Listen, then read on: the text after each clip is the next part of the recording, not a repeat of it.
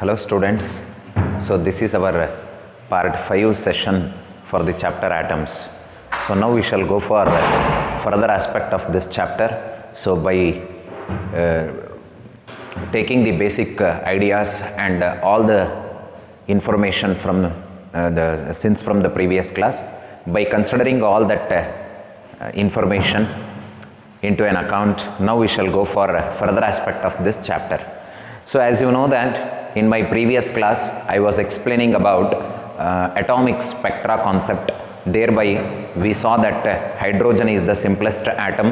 It has got line emission spectra as well as line absorption spectra. So here generally hydrogen atom, when it is excited, it is going to emit a line emission spectra. When you observe a transmitted light, so that transmitted light consisting line absorption spectra. So here regarding that atomic spectra information is known to you, and even we have studied about spectral series also.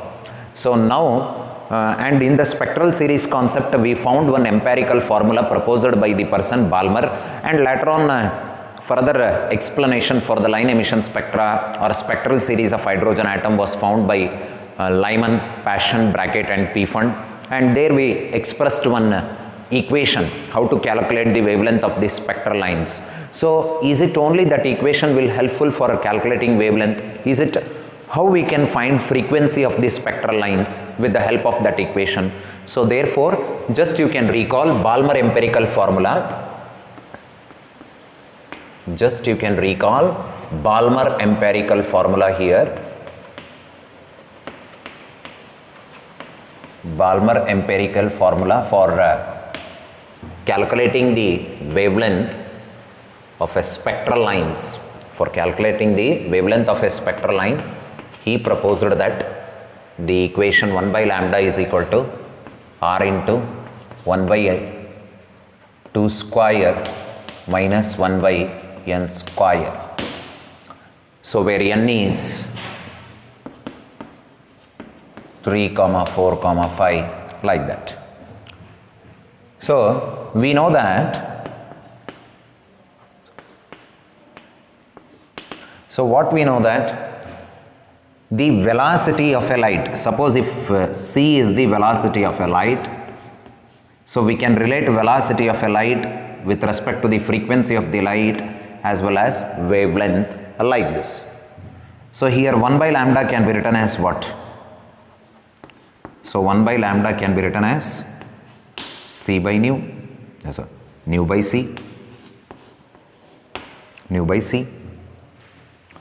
So here we know that the speed of light is equal to frequency multiplied by wavelength, and hence 1 by lambda is equal to nu by c. So in place of 1 by lambda I will substitute this nu by c.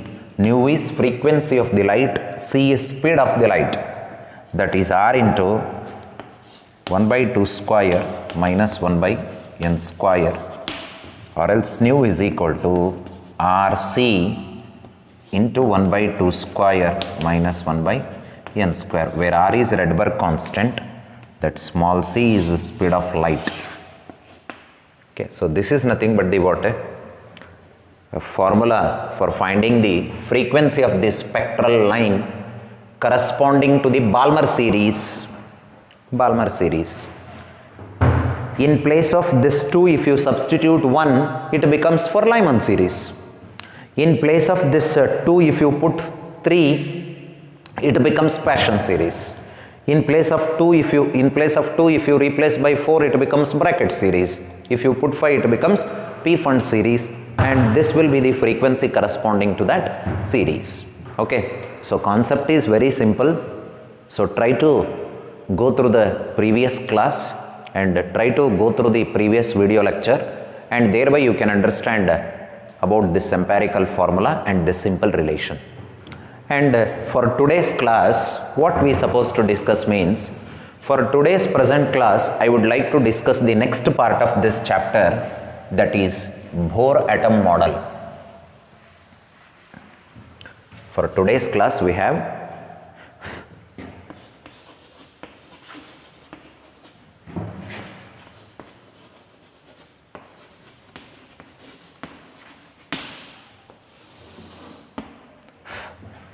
So today we shall discuss about Bohr's atomic model. Listen here, as we know that in case of Rutherford's atomic model, according to Rutherford's atomic model, the electron is revolving around the nucleus in a certain orbits, in a certain specified orbits, and while revolving electron, it will experience a centripetal force. When an electron will experience a centripetal force, then that electron must be in the state of acceleration. So then it will possess an accelerated type of motion. So if this is a case, if this will be the condition, under this condition, what happens? According to the classical electromagnetic theory, if a charged particle is in state of accelerated motion, then it is going to emit energy in the form of electromagnetic waves. So first, I would like to clear this statement. So let us consider a charge. You know charge, since from the first chapter only, you are clear about this basic entity of the matter, that is charge. Whenever charge is at rest, it is associated with electric field only. Whenever charge is at rest, it is associated with electric fields only. If the same charge, when it is associated with the motion, instead of rest, when it is associated with the motion, under this condition, it has both electric field as well as magnetic field. And remember, the motion should be uniform here, uniform motion of charge. Suppose if the same charge moving with a non-uniform motion, so if it is in a state of accelerated condition, so under that condition what happens? If charge is moving with the non-uniform velocity, with a variable velocity, if it is moving, under this condition it has both electric field and magnetic field, and remember, under this condition it emits some part of energy, and that energy is nothing but electromagnetic wave, EM waves we call in short form. So here also we are observing that the charge, nothing but an electron, is revolving around the nucleus of charge plus Ze, where it is in a state of accelerated motion, and because of accelerated motion, it emits energy in the form of electromagnetic waves here. It emits the energy in the form of electromagnetic waves. So here also we are going to consider the explanation of electromagnetic wave theory in order to develop further atomic theory, that is Bohr's atom model. So what is the idea here? If charge is at rest, associated with electric field. If charge is in state of uniform motion, associated with electric as well as magnetic field. If charge is moving with variable velocities, so under that condition it is associated with the uniform, in the sense if it is constant of motion. So if it is not a constant of motion, under that condition the part of energy will be emitted in the form of radiation. So here also, according to Rutherford model, the atom consisting of nucleus at center and electrons were revolving around the nucleus, experiencing centripetal force. So when they experience centripetal force, they must be in a state of acceleration. Electrons must be in a state of acceleration. So if there is an accelerated charge, we know that the charge will emit some energy in the form of electromagnetic waves. And this was the explanation given by classical electromagnetic theory for an accelerated charged particle. Classical electromagnetic theory for an accelerated charged particles here. So if this is the situation, that revolving electron will emit electromagnetic waves, it means it is going to emit an energy, means electromagnetic wave is nothing but an energy. So then finally what happens? As it continuously emits the energy, eventually it will lose its energy and it falls to the nucleus, and under this condition atom will not be in a state of stable. Atom cannot be exist in a stable condition. And remember, at a particular, that is a stage, what happens? So the period of revolution or frequency of the revolutions of the electron will become equal to the frequency of the radiation emitted by the what? Electron under its accelerated condition. So because of this reason, what happens? There will be a continuous emission of spectrum will be taking place instead of line emission spectrum. So please make a note of this point here. So whenever electron is in state of orbital motion, it is in accelerated condition. If it is in accelerated condition, then it will radiate energy in the form of electromagnetic waves. If it radiates energy in the form of electromagnetic waves means, then ultimately it loses its energy and ultimately it will fall to the nucleus. Thus atom will be in state of unstable, but we are observing that atom is in stable condition. And also further, as it spiral inward and inward, its frequency of the revolution will be gone, changes continuously, because its angular velocity also changes continuously. As a result, the instead of line emission spectrum, because of its parallelness in frequency of the revolution as well as frequency of the radiation emitted by the revolving electron, becomes the what? Same, or frequency of the radiation as well as the frequency of revolution becomes the same. Hence continuous spectrum will be plausible, will not be have a line spectrum, but we are observing that in the case of hydrogen atom, it is a line spectrum, not a continuous spectrum. Then Rutherford's theory is failed.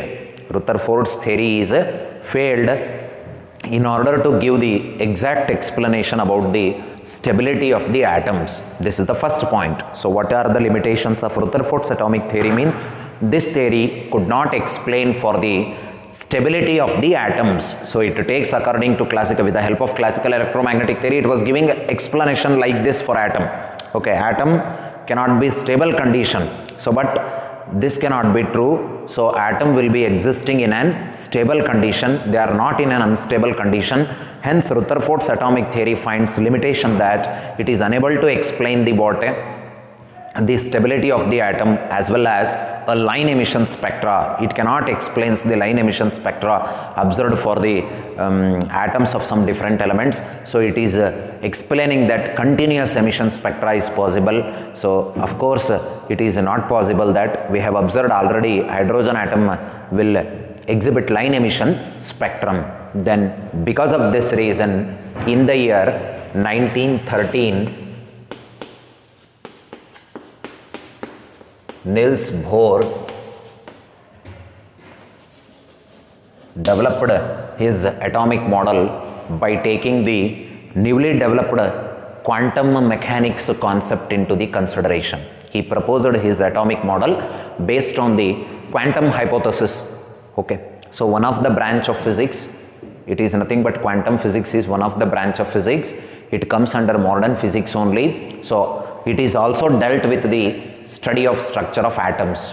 So here Niels Bohr developed his atomic model in the year 1913 and he proposed his atomic model based on three postulates or certain three rules. So what are those three rules proposed by Bohr? So we shall see all his postulates one by one. So first postulate, very important, Bohr's atom model and its postulates. And its postulates are very important for postulates. For examination point of view, in theory examination, so most common familiar question is explain Bohr's atomic model or mention the Bohr's postulates of atomic model. So like that they may give you one question, simple question will be there regarding Bohr's postulate that explain Bohr's postulates or Bohr's atomic model like that. So let us consider the first postulate. So Bohr's first postulate, Bohr's theory based on three postulate. The first postulate is an electron in an atom could revolve around the nucleus in a certain stable states, and these stable states has got certain definite total energy, and hence these states are called as stationary states and orbits of the electron in this state is called as stationary orbits. Or in a simple word, what is the Bohr's first postulate means? An electron in an atom could revolve around the nucleus in a certain stable orbits without emission of radiant energy. The first postulate is contradiction to the what?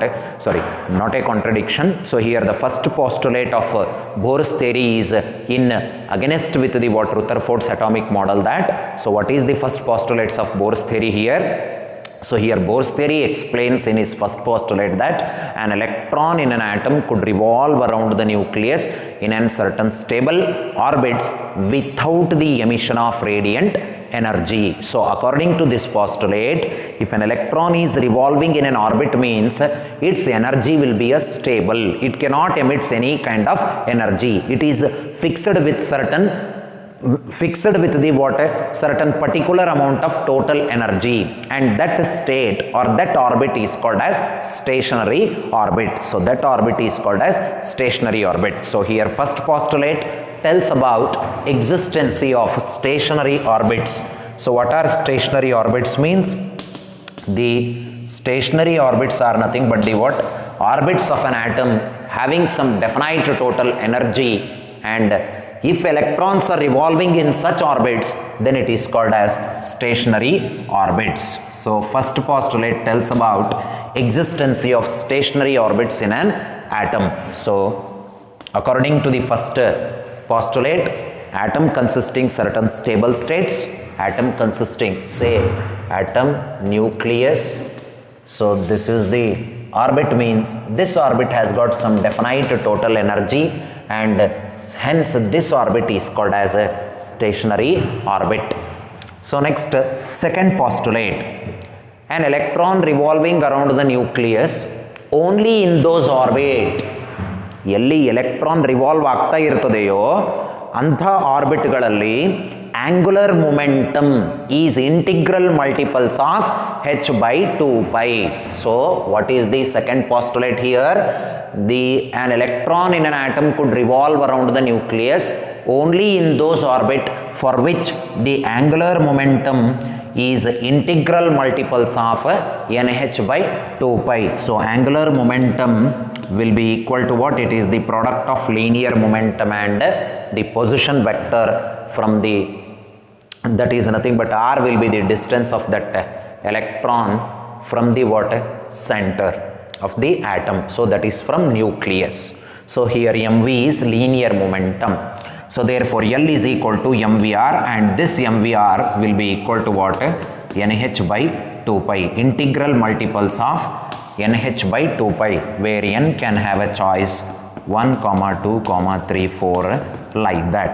So it means if you substitute n is equal to 1, the angular momentum of the electron in the first orbit becomes h by 2 pi. Here onwards Bohr will call here n is equal to 1, 2, 3 as orbits. So according to the Bohr's theory, there exist n number of stationary orbits in an atom. So because of this reason, he is giving that n is equal to 1, 2, 3, 4 like that, so on. Okay, so second postulate tells about what? An electron revolving around the nucleus in those orbits for which the angular momentum is equal to the integral multiples of h by 2 pi. So h by 2 pi, where h is Planck's constant, mass of the electron, v speed of the electron, r is the atomic radii. So atomic radii. So this is about second postulate. So what about the third postulate? The third postulate, okay, first postulate tells about stationary orbits. Second postulate tells about, see, you have studied here a quantum number, this angular momentum has got integral multiples of h by 2 pi. You also know that charge is also having integral number of basic charge of electron. So what we call that condition as? So charge is nothing but integral plus or minus ne. We are writing that the charge is equal to plus or minus n into e. Okay, so therefore here also angular momentum is n into something h by 2 pi. So here charge is also constant. So therefore what is this? It is a quantization of charge. So here also it is a what? Quantization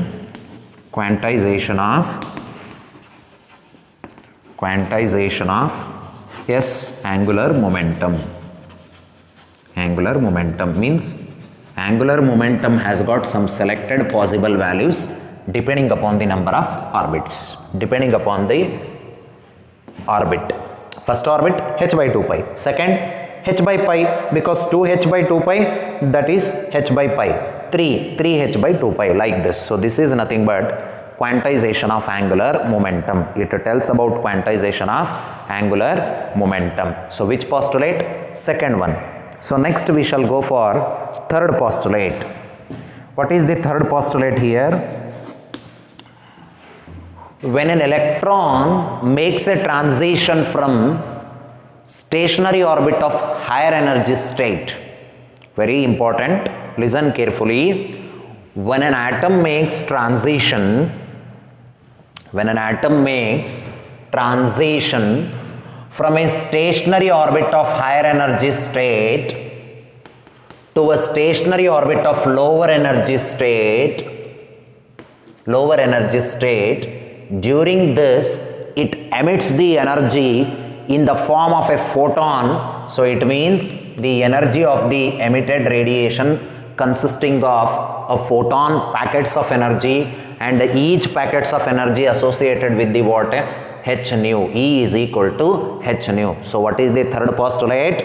Bohr's third postulate states that when an electron makes a transition from a stationary orbit of higher energy state to a stationary orbit of lower energy state, during this it emits the energy in the form of a photon. And remember, the energy of the emitted photon is equal to the energy difference between the final and initial state. So that is, energy of the emitted photon will be equal to what? E2 minus E1 is equal to h nu, where nu is frequency of the radiation emitted and h is nothing but what? Planck's constant.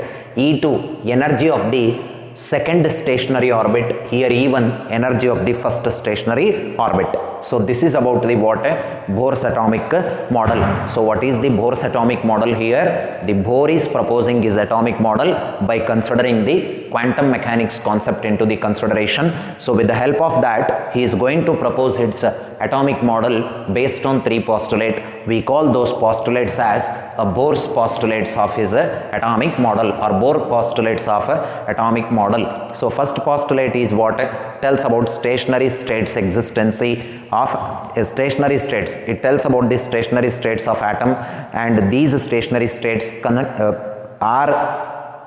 are associated with some definite total energy, and that we call as stationary orbit. Second one tells about quantization of angular momentum, means angular momentum of the revolving electron will be integral multiples of h by 2 pi.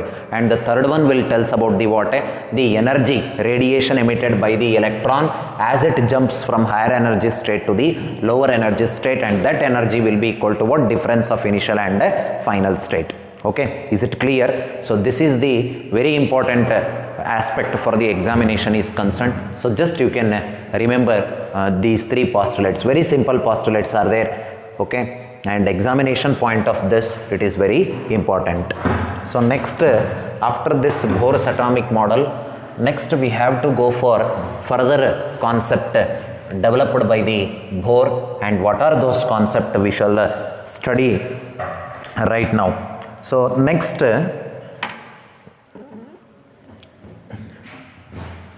see here, next Bohr applying his all the postulates in order to determine the what? Radius of the atom, in order to determine the orbital velocity of the electrons, and even Bohr also calculated the total energy of the electron here. So here what happens? Bohr proposed his atomic model by providing his postulates, and also he applied his postulates in order to calculate about the what? Atomic radii, as well as for determining the orbital velocity of the electron. What is atomic radius? Means it is the radius of that particular atom. So it is the radius of particular atom. So how this radius will varies with orbital number? So like that he put one simple derivation, and of course this derivation is also very, very important. So that is radii of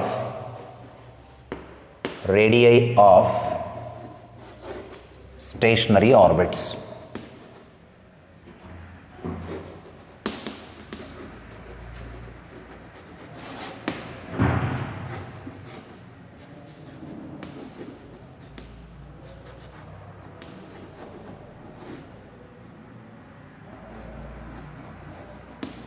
So derivation here. So radii of stationary orbits. So radii of stationary orbits. So we have one simple derivation here.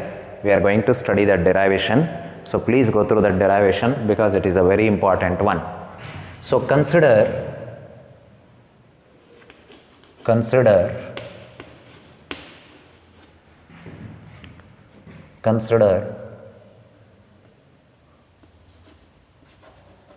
an atom of nuclear charge plus Ze, nuclear charge plus Ze. Consider an atom of nuclear charge. In general I am taking one atom, so not specifically, of charge Ze, in which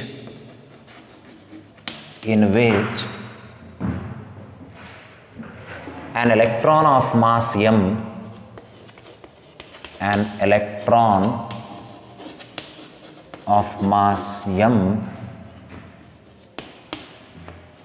revolving round the nucleus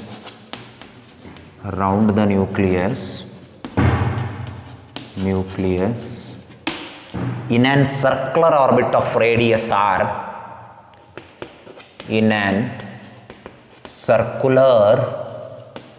though I am expressing all the things in words, I will put one figure, thereby you can understand. So in a circular orbit of radius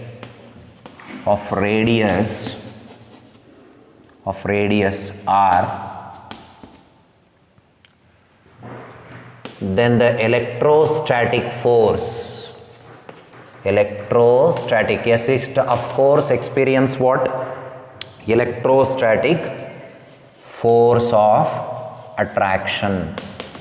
Then it experience electrostatic force of attraction, which is given by F is equal to 1 by 4 pi epsilon naught Ze into E divided by R square.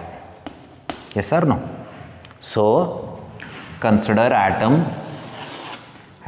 In general I am taking a generalized atom here of charge plus Ze, nucleus charge is plus Ze, where Z atomic number, E charge of the proton plus E, here it is plus Z into E.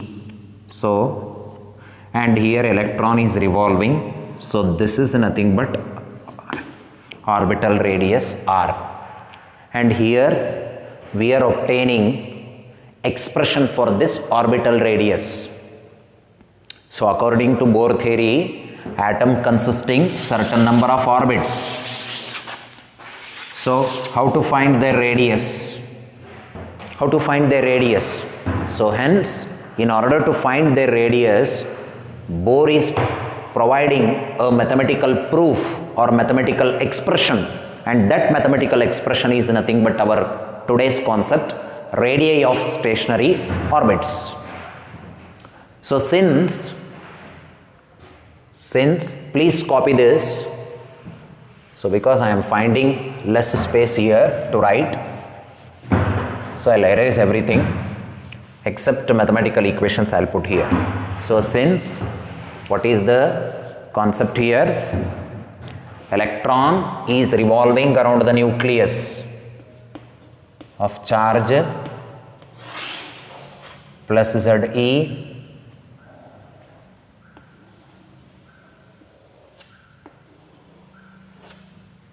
So electron is revolving with an orbital velocity, and this is orbital radius, and definitely this electron has got mass m. So charge of nucleus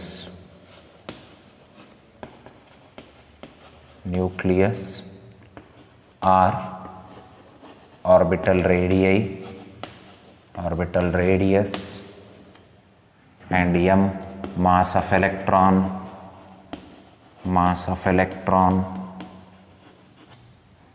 So v velocity of electron, as particularly it is orbital velocity, because since it is in an orbital motion, velocity, that is orbital. So now since this electron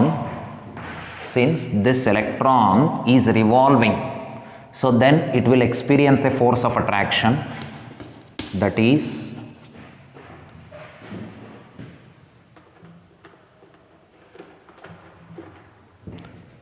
is F is equal to 1 by 4 pi epsilon naught Ze into product of magnitude of the two charge, one is nucleus, another one electron, by r square. F becomes 1 by 4 pi epsilon naught Ze square by r square. This is the electrostatic force of attraction between the nucleus and electron. Remember, for orbital motion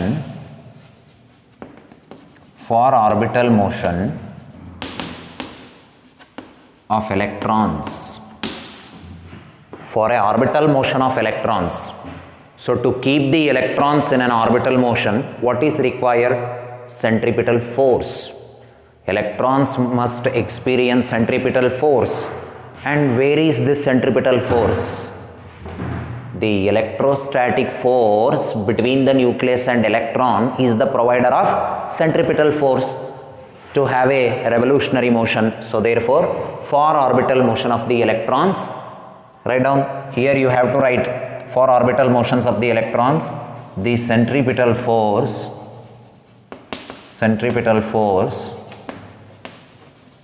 is provided by, I can't write these statements here, so I will tell, because it will be,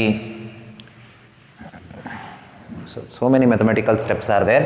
Okay, for orbital motion of the electron, the centripetal force is required, and this centripetal force is given by mv square by r, and remember, this centripetal force is provider of electrostatic force. ಬೇಕಿದ್ರೆ ನೀವು ಇದನ್ನು Fe ಅಂತ ಬರೀರಿ. So ನಿಮಗೆ already coulombs ಲಾ ಗೊತ್ತಿದೆ. So property of charges ಬಗ್ಗೆ idea ಇದೆ. ಇವೆರಡು ಅನ್ಲೈಕ್ ಚಾರ್ಜ್ ಇದೆ, ಅಟ್ರಾಕ್ಟ್ ಆಗುತ್ತೆ. ಸೊ ಹಂಗಿದ್ದಾಗ ಅಟ್ರಾಕ್ಷನ್ ಫೋರ್ಸ್ ಹೆಂಗೆ ಬರೀತೀವಿ ನಾವು ಕೂಲಂಬ್ಸ್ ಲಾ ಪ್ರಕಾರ? 1/4πε0 Ze ಇಂಟು E/r² ಅಂತ ಬರೀತೀವಿ. ಸೊ ಸೊ ಇದು ಈಕ್ವೇಷನ್ ಆಗುತ್ತೆ ಸಿಂಪ್ಲಿಫೈ ಮಾಡಿದಾಗ. ಸೊ ಇಲ್ಲಿ ಈ ಒಂದು ಅಟ್ರಾಕ್ಟಿವ್ ಫೋರ್ಸ್ ಇರೋದ್ರಿಂದ ಅದಕ್ಕೆ ಸೆಂಟ್ರಿಪಿಟಲ್ ಫೋರ್ಸ್ ಎಕ್ಸ್ಪೀರಿಯನ್ಸ್ ಮಾಡುತ್ತೆ ಎಲೆಕ್ಟ್ರಾನ್. ಹಾಗಾಗಿನೇ ಅದು ಕಂಟಿನ್ಯೂಸ್ ಆಗಿ ಸರ್ಕ್ಯುಲರ್ ಪಾತ್ನಲ್ಲಿರುತ್ತೆ, ಆರ್ಬಿಟಲ್ ಮೋಷನ್ನಲ್ಲಿರುತ್ತೆ. ಸೊ ಹಾಗಾಗಿ ಸೆಂಟ್ರಿಪಿಟಲ್ ಫೋರ್ಸ್ ಎಷ್ಟಿರುತ್ತೆ ಅಂದರೆ mv²/r. ಈ ಸೆಂಟ್ರಿಪಿಟಲ್ ಫೋರ್ಸ್ ಆ ಎಲೆಕ್ಟ್ರಾನಿಗೆ ಬರಬೇಕಾದ್ರೆ ಕಾರಣನೇ electrostatic force. Since F electrostatics are since Fc is because of Fe, therefore mv²/r is equal to 1/4πε0 Ze²/r². So since it becomes what? mv² r is equal to Ze²/4πε0 ಅಂತ ನಾನು simplify ಮಾಡ್ತೀನಿ equation. So ಇಲ್ಲೊಂದು r ಇದೆ, r² ಇದೆ, 1r get cancel, 1r will left, I'll take to this side. So mv²r is equal to Ze²/4πε0. Call this equation number as 1. Call this equation number as 1. So listen here, this is an equation number 1.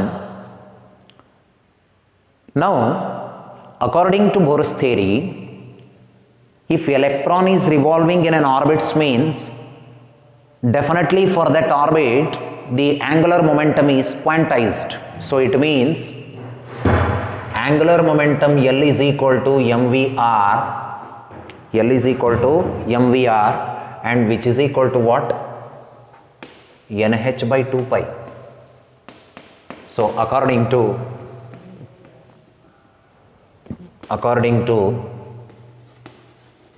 Bohr's postulate this is, according to Bohr's postulate, angular momentum of the electron in an orbit will be equal to nh by 2 pi. nh by 2 pi. So therefore, now I will take this equation purely in terms of velocity. V is equal to nh by 2 pi mr. I'll take this equation purely in terms of nh by 2 pi mr.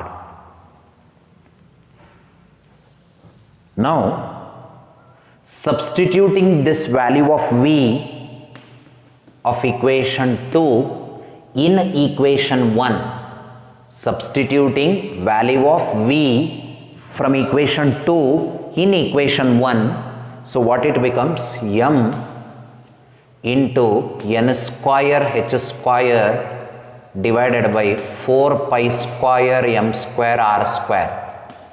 Yes or no? Yes or no? V this much. Square of V, n square h square, 4 pi square m square r square into r is equal to z square by 4 pi epsilon naught. So here 1 r get cancelled, 1 m get cancelled. So n square h square 4 pi square mr 4 pi square mr is equal to z square by 4 pi epsilon naught. 4 also 1 pi. So what left? N square h square by pi m r is equal to z square by epsilon naught. What I want? Radii. So I want this. So therefore equation becomes what? Equation becomes what here? R is equal to n square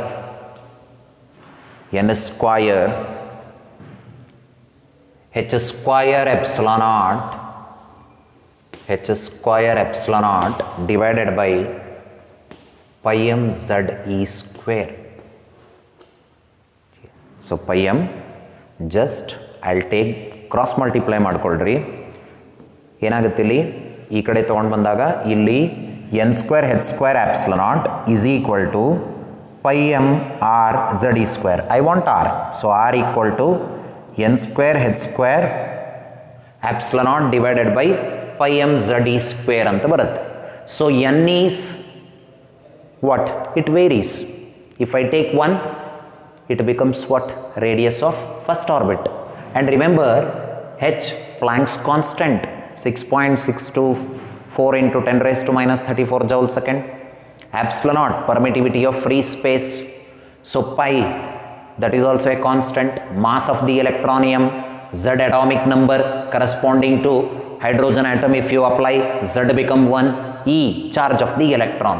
So this is the expression for radius of the nth stationary orbit of an atom proposed by Bohr and calculated by the scientist Bohr. Suppose if I take hydrogen atom and if I apply that for hydrogen atom, suppose if I apply Bohr's radii equation for hydrogen atom, see for hydrogen atom, if possible you copy this all the equations because very important. For hydrogen atom, suppose if I take hydrogen atom,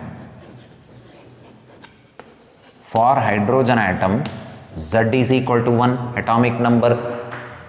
Since R is equal to n square into, I will get this as 5.29 into 10 raised to minus 11 I am getting. So ನಾನು ಈಗ ತಾನೇ ಹೇಳಿದೆ ಹೆಚ್ ಅಂದ್ರೇನು, ಆಪ್ಸಿಲಾನ್ ಅಂದ್ರೇನು, pi ಅಂದ್ರೇನು, M ಅಂದ್ರೇನು ಎಲ್ಲಾನು ನೀವು ಸಬ್ಸ್ಟಿಟ್ಯೂಟ್ ಮಾಡಿದರೆ 5.29 ಇಂಟು 10 ಪವರ್ ಮೈನಸ್ 11 ಅಂತ ಬರುತ್ತೆ. ನೀವು ಎಲ್ಲ ವ್ಯಾಲ್ಯೂಸನ್ನು ಸಬ್ಸ್ಟಿಟ್ಯೂಟ್ ಮಾಡಬೇಕಿಲ್ಲಿ. ಸಿಂಪ್ಲಿಫೈ ಮಾಡಿದಾಗ you will get 5.29 into 10 power minus 11 meter. This is the expression for what? Hydrogen atom having n number of stationary orbits. So ನೋಡ್ರಿ ಎಷ್ಟು ಸಿಂಪ್ಲಿಫೈಡ್ ಈಕ್ವೇಷನ್ ಇದೆ ಅಂದರೆ, ನೀವಿಲ್ಲಿ just simply if you put n is equal to 1, if you put n is equal to 1, n is equal to 1 condition implies what? For the innermost orbit of hydrogen atom, and the innermost radius of the hydrogen atom is called Bohr radius, and this Bohr radius for hydrogen atom is found to be R is equal to n square. In place of n I will put 1, so 1 into this much becomes, so I can write this as 0.529 angstrom. So therefore, so ನೀವು ಬೇಕಿದ್ರೆ ಇಲ್ಲಿ R1 ಅಂತ ಕೂಡ ಬರ್ಕೋಬೋದು. That indicates for first orbit of hydrogen atom.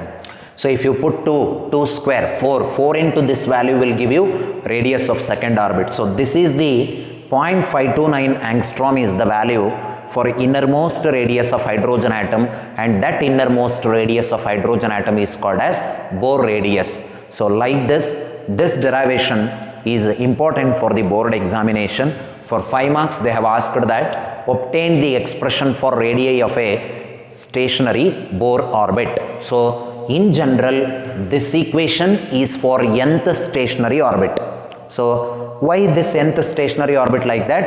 Because Bohr proposed that atom will be consisting of some n number of stationary orbits. So electrons, so they electrons are revolving in those orbits. So because of that reason, so n number of orbits are there means what should be the radius? So how radius will be? Very simple.